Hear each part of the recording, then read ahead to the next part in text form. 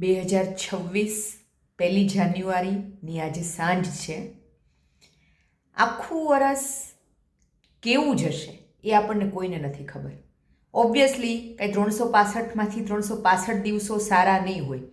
ઘણા ચડાવ ઉતાર આવશે, ઘણા દિવસે આપણે ખુશ હશું, ઘણા દિવસો એવા હશે જ્યારે આપણે ઉદાસ હોઈશું, ઘણી વખત સફળતા મળશે, ઘણી વખત નિષ્ફળતા મળશે. આ બધામાંથી પસાર થઈને જેવી રીતે પાછળનું વર્ષ પસાર કર્યું, પાછળના વર્ષો પસાર કર્યા, એવી રીતે આ વર્ષ પણ પસાર થઈ જશે. એક વસ્તુ યાદ રાખજો, તમને જેમ કમ્ફર્ટેબલ હોય એ રીતે જીવજો.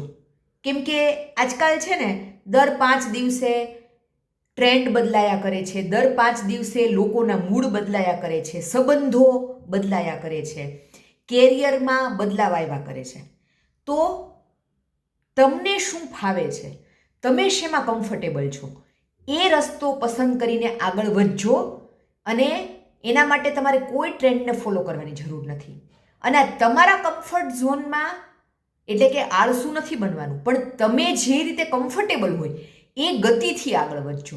અને એમાં કદાચ કોઈ બે વ્યક્તિ તમને આળસુ સમજી લે અથવા તો તમારી પર ટોન્ટિંગ કરે, તો એમને છે ને ઇમેચ્યોર ગણીને આ કાનેથી એમની વાત સાંભળીને બીજા કાનેથી કાઢી નાખજો. આટલું શીખી જજો. એટલે બી કમ્ફર્ટેબલ વિથ યોર સેલ્ફ.